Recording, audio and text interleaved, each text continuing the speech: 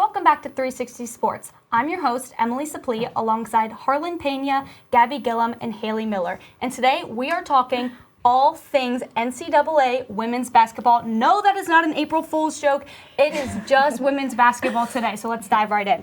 So last night, we had two matches in the Elite Eight, and that was between number 1 Texas and number 2 TCU, and between number 2 UConn and number 1 USC. So let's first start off with Texas versus TCU. What were your guys' thoughts and takeaways from that? I think the biggest star was Texas defense. They held TCU to very little, and I think my biggest takeaway coming out from it is Texas is a grit team. They're not going to go down easy. We want to check with them. They're going to go far, and I think they're relentless. They're a team that can think they can win it all, and they're going to take that into the Final Four. Mm-hmm. I totally agree. Like, seeing Hailey Van Lith eliminated out of this tournament was a little bit, I hated it personally. I know other people feel otherwise. Hailey to Hailey, of course. Yeah, right. It's the name. But Texas defense, like you said, was like unstoppable. To make Sedona Prince foul out and to hold Hailey Van Lith to 18 points, which is great, which is good. Double digits is good in any Elite Eight, but the Texas defense, like I have no words for it. That was crazy compared to how they played against South Carolina. I think something that came out of that game that we can appreciate is this is Texas' first Final Four appearance since 2003. It's 22 years that they have not reached the Final Four, and they're here, and they're ready. Like you said, they want to bring it home. They want to bring it home. They have grit. They are ready, and they're going to play South Carolina. Well, I'm jumping ahead, but we're not there yet. Yeah. But they showed the grit against TCU, definitely. Yeah, honestly, the biggest takeaway, if you take anything out of this match, it is that Texas's defense cannot be stopped. No. Like, literally, you want to look at how those matches went. The biggest thing that stands out to me is Texas defense. Mm-hmm. Yeah, they can score, and every team can score. I mean, they're a basketball team, but, like, the defense is what makes them stand out from other teams. Aggressive. Yeah. They're aggressive, and that's why they're going to the Final Four. And it's so difficult to be aggressive against your number 1 guard. Like, Hailey Van Lith's a great guard. Like, I'll stand on that. She was 3 for 15 in field goals last night. That's 20%. 20% in the Elite Eight game. That's crazy. That is crazy. I got to give props to this defense. And Hailey, you brought it up a little bit, but can we talk more about Sedona Prince being fouled out when their star center, and she was fouled out only when she had 4 points. Yep. That's insane. Huge. That's like She's how tall? 6'7", 8? Might be even she's be taller. 6'7". She's 6'7". Okay, She's tall. okay. Yeah, she's 6'7". That's to have her foul out with only 4 points in their game. Their star center 6'7". Like that. Texas defense and that difference maker for this game. I think to not have a person as tall as like that, it helped Texas in the paint. I think when one of their, something they were very good at in their game, they were very good in the paint, scoring from the paint. I think with the absence of Sedona Prince, that definitely helped them with their game. They shut down TCU's perimeter. Yeah. Nothing was getting past it. Yeah. That Texas defense is gonna. Yeah, they're gonna work hard against it. Yeah, I'm really excited. They really are. So I think we can all be in agreement that Texas dominated that game. Texas came on top like they should have. Now we're gonna move on to number 2, UConn. Upsetting USC, they were the favorite team. So I do want to talk about that for a second because UConn was the number 2 seed, but they were favored in this game over USC. I mean, personally, I don't think I'm all that surprised by it, but before we get into the matchup, what do you guys think about that? UConn not being number 1 really surprised me because I was like, they play their blue blood program. They're gonna come back. They're always gonna play good, and then for them not to be number 1, but then they proved we're really good. We're gonna do it. We're gonna beat USC quite easily. They were the underdog. I don't know how you could ever say UConn's the underdog in men's or women's basketball, but hey, I was low-key scared. I'm not gonna lie. At the beginning of this game, I said, oh my gosh, no Juju Watkins and USC is going to pull this off. And then I was like, wait a second. In the third quarter, USC, it was 45-50, and I was like, this is only a 5-point game. This will go both ways. But luckily, UConn pulled it out, kept it. I was not surprised, though.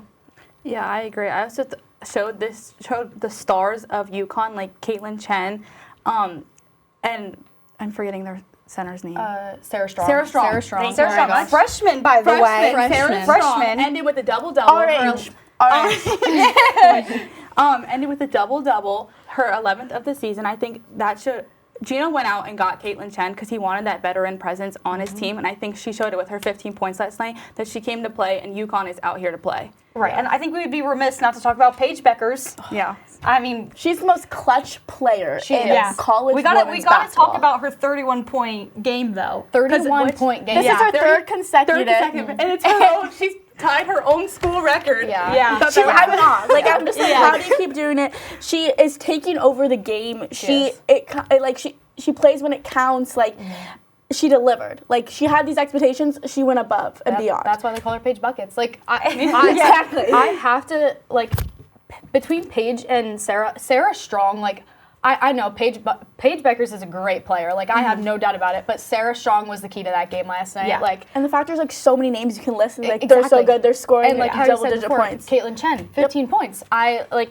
It's so surprising. That team is just like, I don't know how they can be labeled the underdogs. There's just no way. Sarah Strong definitely, she showed herself in this game, and she proved herself in this game while she's on UConn's team. She's going to be scary the next 3 years. Yeah, it was amazing to see her in that game. I think UConn has that championship DNA, and I think they've been here before. They know the pressure, and I think it's just like, I think it's just theirs to win. Yeah. Yeah. I mean, it's all because of coaching. Yeah, It and is, then which a fun little fact is like usually if a team beats you in the regular season, you're like, oh, we have a big game. Yeah. They lost to USC in the regular season, beat them now. The last time that they beat a team in the Elite Eight that they lost in the regular season was Louisville in 2019. I thought that was a cute little fact That's crazy. to add. That's crazy. Yeah. Just shows they're versatile. They're going to flush away the regular season, even though they had a great one, and focus on the postseason. I mean, you can look at it this way too. USC, they not that they struggled, but without Juju Watkins on their team, I mean, everybody saw she's out, but this was the second game they've played without her? Yes. Correct? Yeah. Like, the previous game, it was a tight game. And it was a number 1 seed playing, number 8 seed? Like, not a close match. No. It shouldn't have been a close match. So I feel like you can see that, and you can see that Juju Watkins was that key player for them. Difference maker. Yes, she was their difference maker. That brought them all together. And without her. I almost expected a little bit better from USC because I did too. They did have. She went down and they still won. But then you have this practice time to get new players in. Understand, replace Juju Watkins, and then I was expecting more. You know what you're going up to with UConn. You beat them in the regular season. You know their strategy and everything. I was expecting a little bit more to make it a better game. And Gino Auriemma knows how to hit that home. He knew Juju was down. That's where you have to hone in on it and take over. Yeah. Took advantage of that. Absolutely. Yeah. Which is a perfect segue because now we are actually going to be talking about Coach Gino Auriemma. The GOAT. Is he the GOAT? Is he the best? Not just women's basketball, okay? All of NCAA basketball, okay? He has the most wins out of any coach, men's coach, women's coach, everything. And that is huge. He's been a coach for 40 years now for UConn. He's 70 years old. He just turned, I think he actually just turned 71 a few days ago. Yes, it was his birthday recently. Yeah, I think so. Let's talk about it. Is he going to retire? I did see he just signed a contract last year that another 5 years. So is he going to be here another 5 years? 75, 76 coaching. Yeah. I think one word to describe UConn, iconic. The players, the coaching, the history, the winning. He has 1,217 wins. Like you said, most in men's, most in women's college history. How do you retire from that? How do you, again, sign a contract, 5 more years? I can see him going to 3 more years after that. Right. How do you leave that behind? I think when college basketball, no one even holds a candle to him. You have these great players. It's a dynasty. Year in year after year, you're good. How do you leave that? And if you're in good shape, you keep winning, you keep playing the good plays, how can you leave? Yeah. I totally agree with that. And like how you said, dynasty is the perfect word to describe it. UConn only had 1 winning season before he stepped in. I saw that, and it was his first That is season. the crazy. Yeah. Sorry. No, I messed up. You're good. But 1 winning season only before he gets there, and then he takes over, and now he has 11 championships. See, what I was getting at is he's only had 1 losing season, and now it's his first season. Right. That man is a genius. Yeah, I mean, 24 Final Fours in his 40 years. That's over 50%. They've made 16 of the last 17 Final Fours. There's just no one close to him.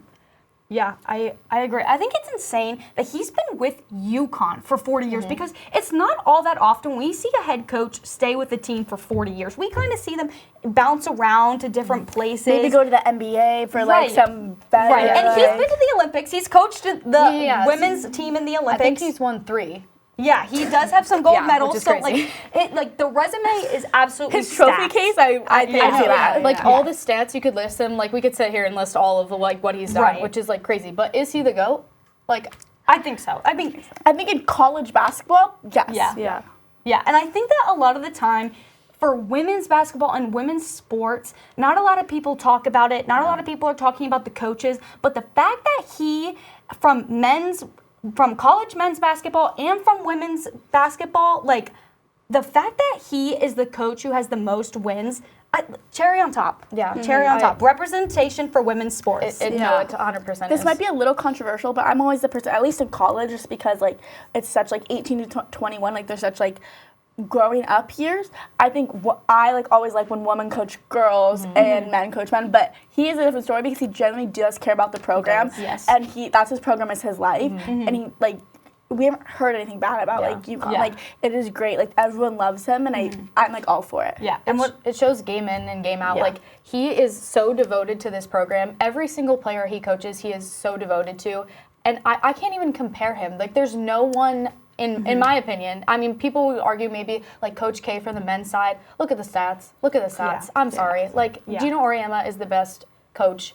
And to coach women's basketball is so difficult. Any women's sport, like you said. Yeah. So difficult. And the fact his name is so like out there for a woman's sport, because I know a lot of coaches don't get the recognition they deserve, and the fact that like you can literally go anywhere and people know him just shows how much he values UConn and how much he is valued in the sports community. And it also shows how much he cares about his players. Like he's devastated that Paige is leaving, and all his seniors are leaving. But I think that just shows that like he cares about his players. He wants them to succeed, and I say the GOAT. Yeah. Honestly, that's what I love about him. He is passionate. He's dedicated. That's why he's been here for 40 years. Yep. You could not do your job for 40 years and be at the age of retirement and not want to retire if you don't love your job. No. He loves it. He's passionate about it, and that's what makes him the GOAT. That's what sets him apart from other people, and that's why he's so successful. You got to love what you do. You said it perfectly. I can put any other way. Yeah. So on a little bit of a different note, we did already talk about the Elite Eight and who's moving on to the Final Four, but who are we missing out on? Who didn't make it to the Final Four, team or player that you would like to see? Let's head to the board. And I believe, Hailey, you're going to go first. Yes. Hello. All right. I loved this segment choice, I have to say. But my player for who we're missing out on is Juju Watkins. I mean, she's in every headline. We all saw it. She suffered an ACL tear during the Mississippi State game. But Juju Watkins, like, her ability to change this whole USC offense and defense as a sophomore is crazy. She's averaging, I think, 24 points a game and 7 rebounds per game. Like, that is insane. I just can't explain how good she is, and I'm so frustrated because I'm a huge women's college basketball fan. As a fan, I'm so disappointed I cannot see her play because USC, I wanted to see USC, and I saw USC and UConn, but if I didn't get to see UConn going to the Final Four, USC was my second choice, and I'm just so disappointed I can't watch her lead this team. Her not being in the Final Four or Elite Eight because she got hurt is sickening and so sad because she is such a good player. You just love to see her play, love to do what she loves, and I wanted to pick her, and it was just like, the injury is so sad. Yeah, she came into this program the freshman year, first year, best record they've had in 40 years. And that was last year, and now, like, this, like, that sucks. Yeah. That's so, like, the worst way to end your season is to get an injury, no matter what. Losing is one thing, but ending your season from an injury and watching your team continue to play on without you is the hardest thing ever. And watching them struggle right. even. Yeah. And even the team, the star player, it's so difficult. If she was in that UConn game, it would have been a much closer game. Yeah, like USC, agree. I agree. I think USC, it would have been neck and neck, like 1 point difference. Yeah. Like, and to see that, how much of a difference maker she is, and then unfortunately, USC can't do anything about it. Like, you can't do anything about injuries. Is so sad. You can't. Yeah. All right, Gabby, we're going to head to you with your board pick. Okay. Let's see what she's got here. Okay, so I'm going to go with Olivia Miles out of Notre Dame, who recently just shocked the basketball world when she decided to forego the WNBA draft, where she was projected to go number 2 overall, and instead decided to enter the transfer portal. I think this move definitely shocked a lot of people because, like I said, she was going to go top pick in the draft. But now all eyes are set on where she's going to end up going next season. But let's get to what happened this season. This season, she led her team in assists. She was second on her team in points per game. She also was named second team All-American. She was All-ACC first team and All-ACC second team for the tournament. I think that just all proves her elite skill set, and I think any team will be lucky to pick her up next year if they want a shot at the national championship. That's like the biggest question. Where does she go? Where does from she here? go? Yeah. I mean, UConn would take her, just saying. Imagine UConn I with can't. her. I literally Haley, I can't. think you're showing a little bit biased. Sorry, is it showing? Dynasty. Oh, her Paige Becker, everything. That would be like She's also monumental. such a nice girl. My brother met her in person. Really? Yeah. Wow. Yeah. That's cool. She's like the best. Yeah. to forgo number 2 of the draft, and that equals maybe more money after Paige. It shows that she really does love to college basketball where she is, but where would she end up? We're gonna have to find out, I guess. Yeah. All right, Harlyn, let's see your board pick. So Hailey did choose my pick for Juju Watkins, but next up, the team I would love to have seen, I know they just lost, was the TCU Horned Frogs. So they made their way to the Elite Eight for the first time in the program's history. And on their way to the Elite Eight, they beat Louisville and FDU by pretty big margins. And they held Texas to... then they played Notre Dame, actually, and Paige Van Lith scored 26 points. And Notre Dame is a well-rounded team, and for them to beat them by so much was absolutely incredible. And then last night, during Texas, holding Texas to 60 points, and that is not easy to do. And a lot of people went into the game with Texas over TCU. They played on a big stage. It was a lot of pressure, and they did not crumble. They held it, and unfortunately, Texas did leave with the win, but they kept up with Texas until the third quarter, and then Texas ultimately in the fourth quarter went away with it. But I would have loved to see them, TCU. They've proved they're worthy of being in the Elite Eight. They're gonna come back even better the next year, and I would have loved to see purple in the Final Four. I was disappointed to see that Hailey Van Lith. I love her so much, and it's not even a name thing. No, but she's just a good player. She was on Team USA with Caitlin Clark, Paige Beckers. She's just one of those players that everybody knows, and everybody knows Sedona Prince too from TikTok. I'm sure we've all seen it, but yeah, it's disappointing to not see those players. It was heartbreaking. Yeah. I know. It was sad to see them not go, and like I said, holding Texas to 60 points, no easy task. Texas is a very well-rounded team, and then I think. Even if you're looking to where you want to go, TCU is a great women's basketball school now, and it's I definitely will expect to see them in the Final Four, Elite Eight in years to come. Yeah, right. And that's the good thing about their program. You know that now they've established a name for themselves, and now we can look forward to their future. It's sad that their seasons come to an end, but now we're going to be excited to watch them next year, and that's what's exciting. They're on the radar. They're on the radar. Yeah, they've been coming. Yeah, we've gotten comfortable with these teams. As much as I do love UConn, USC, UCLA, we're starting to see these new names thrown in, and I think it's great. I love it. That's what makes the sport exciting. That's what gets new viewers and new engagers. Right. So it is Everyone likes exciting. an underdog. Yeah. Exactly. So Yes. I'm excited to see what TCU does in the future. But I want to go on to my pick now. Let's see. And like Harlyn, I also chose a team. Okay. So I'm going to have to go with, this year they were ranked number 3, and that is LSU. I would have loved to see them in the Final Four. 2 years ago, they went to the championship, but the past 2 years, they've been really struggling, and they lost 2 years in a row in the Elite Eight. They got knocked out 2 days ago. They got knocked out by UCLA, and I want to see the team that was the 2023 champions. I want to see them. I understand that players like Angel Reese are gone and they're moved on to bigger, better things in the WNBA, but they've got that strong coach behind them. They have got her. Mulkey is there for them. She can support them. She can turn players that are struggling into these superstars, and I want to see that from LSU. I think that they were onto something, but I think they got to get over that Elite Eight hump that they've struggled with the past 2 years and make it to the Final Four and make it to the championship again. And I mean, again, they have Mulkey behind them, and she developed her name at Baylor. She won 3 championships at Baylor, and I'm ready to see LSU do that again. So I'm gonna have to go. I'm really sad that LSU's not in the Final Four.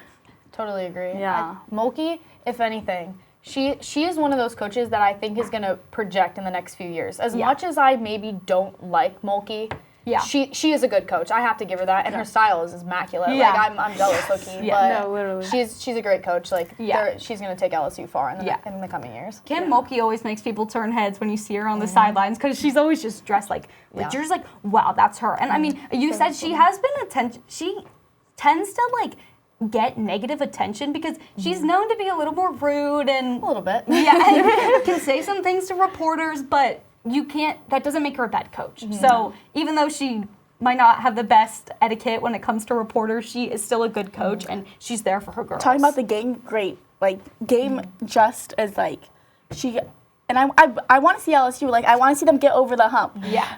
And I think they can, and they will, and it's, like we were saying with TCU, I think they have a bright future ahead. Yeah. Get new names in there. We've seen them be successful in the past, but I want to see that again. And I was a little sad when they didn't beat UCLA. It hurt me because I was like, I want to see them go far. I know they can go far. I know they're a good program. Yeah.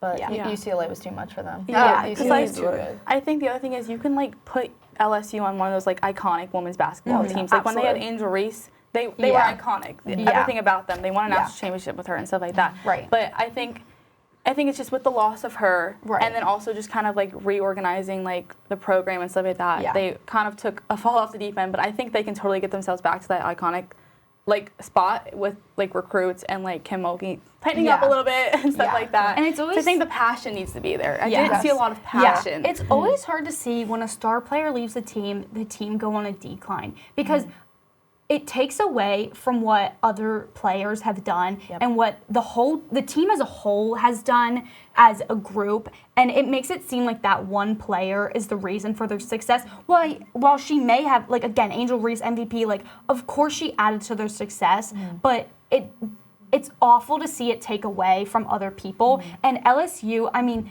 they've been to the tournament 21 times since 2000. Like, the program has a history. And Angel Reese was just a little part of it. Yeah, she's a little and amazing, big time. But just love to see like them on the ups. Yeah, and I think Angel Reese kind of gave them like more positive. Like, wow, if Angel Reese can be this successful, go to the WNBA, and then like it brings people more recruits to LSU, and I think that's all in the game, especially with NIL. I think that's all in the game. With TCU, they made it this far. It puts their name on a map. Recruits want to go there because they see Elite Eight. How big was that for the program with LSU? Like Angel Reese, their coach. Like it's good. Like we're talking about the game. They are contenders, and it brings recruits. That's exactly what we saw with Caitlin Clark. Like, have we heard of Iowa since she's been gone? No, I haven't seen Iowa in any headlines. And it's awful to see that because they're a good team and there's good players on that team and there's good girls on that team, and it's awful to see that when the star player leaves, you don't get anything else. And the fandom has followed Caitlin Clark. What team is she? Indiana Fever, right? Yeah. So her fans have followed her there. I know they have like her first game. It was sold out. It was record breaking. And so the fact that I was not like getting it, it's sad to see. I absolutely agree. But it's also amazing to see that these star players like Caitlin Clark and Angel Reese, they build the fandom for women's sports. And that's what matters. Like, it's awesome because right now it's just going to start off with Caitlin Clark and it's just going to start up with Angel Reese. But then it's going to turn into a whole thing. And then we have more viewership for women's sports, and I love to see that. It's women's sports is up and coming. It needs to be here now, and I think we're getting there. I mean, like, if you go into other sports, like volleyball is getting big, like women's basketball, softball, like all of these are getting big, but I think women's basketball is the one that's leading. Everywhere through names is like Angel Reese and Caitlin Clark and Paige Beckers and Juju. These names are leading the way. All right, well, we've talked a lot about what's happening in the future, but now let's bring it back a little bit and head to the past and see. We're going to try to guess based on a few clues these NCAA women's tournament heroes. Oh gosh. Watch this. Guys. Back-to-back buzzer. to women. Oh gosh. Can we get some years? Gosh. Two-time all NCAA tournament team. One time. Like, is this like how recent? Do we know how recent this is? Like, it's just All right. Caitlin Clark. Well, all right. Well, Let's see. I will say that one was a failure. Let's Yeah, see our yeah. answer. Is it You want a hint? Yes. Yeah. Yes. Can we get a hint? Do you have a hint? Not Caitlin Clark. does she have a championship? She played in 2018 for the Irish. 2018. Oh my. I have no idea. I honestly have no idea. Let's just All right. reveal. I think we're gonna have to see the answer Yeah. on this one. Oh my gosh! Oh my God. Oh my gosh! I love her, and I hate Notre Dame, and I love her. Oh my gosh! Okay, next. 2002.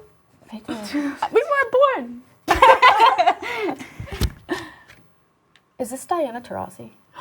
That's what I was thinking, but I don't want to say Diana anything. Taurasi. I think so too. I I'll go think with that's that. Yeah. around the time frame. Yeah. You're very close.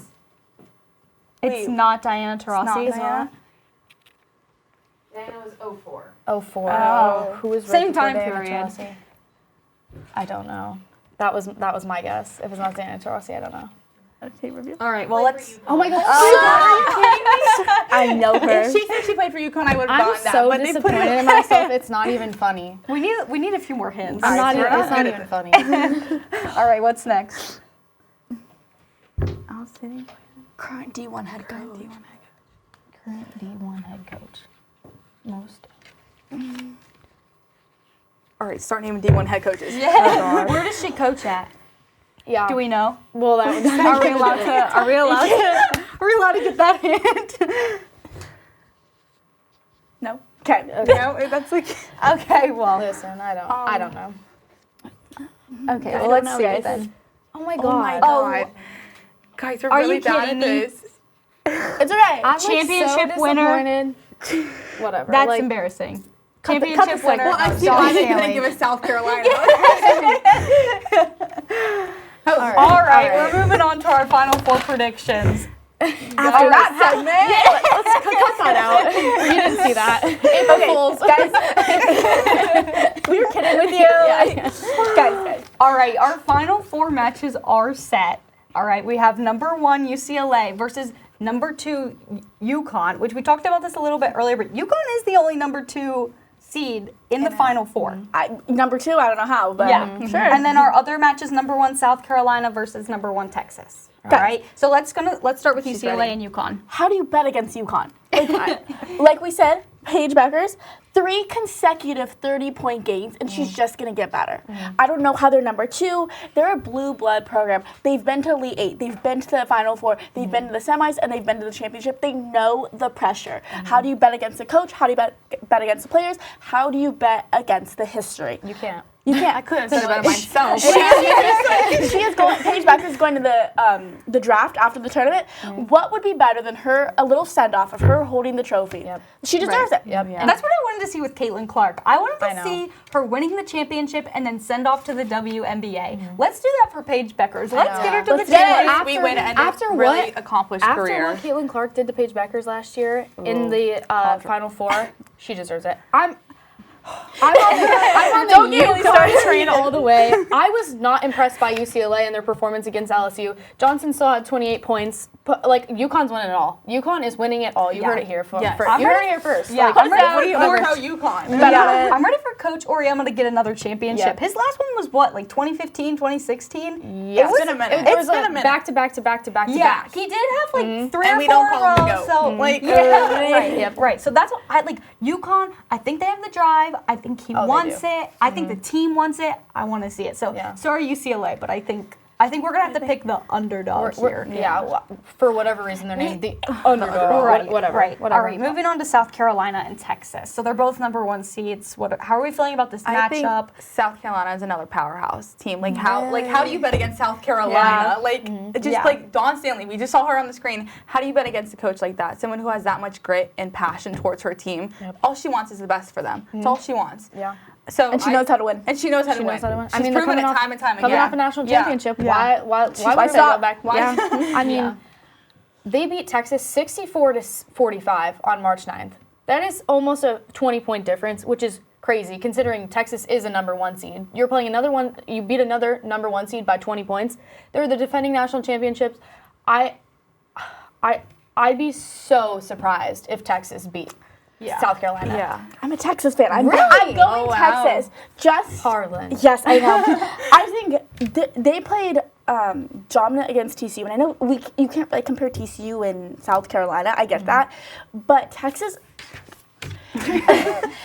knows how to win. They understand the pressure, and I think Texas as a whole, school-wise, athletic-wise, I don't think I can bet against an athletic team from Texas because they know the determination, the grit that Texas athletes have is unbelievable. And I think in this, would you say Texas is kind of the underdog? Because I feel like South Carolina, again, I think powerhouse. I mean, come on, South Carolina, they're the reigning champions. Yeah. Exactly. How can it not be the South underdog? Carolina Yeah. women's Yeah. basketball. Yeah. Exactly. Just Right. straightforward. Texas is the underdog, but I'm going to take Harlyn on this because I like South Carolina, and I think South Carolina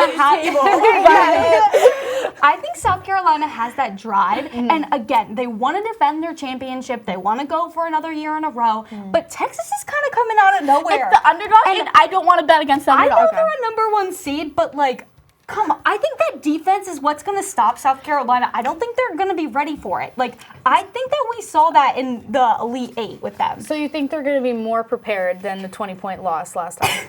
That's all I'm saying. That's all I'm saying. I don't want to bat you. That's all I'm saying. No, you know what? Texas defense, like we were just talking how good they were at the beginning of this show, and I think They've come a long way from you the can beginning never of the count season. out Texas defense. You can never. Yeah. And I think they're going to give South Carolina a run for the money. That's what I I'm think saying. so too. I would think so too. love to see South Carolina UConn. But we can all agree That's that iconic. they win the whole thing. UConn. Yeah, okay. If we're looking Okay. at who we think is going to truly the grand win, scheme, yes. UConn.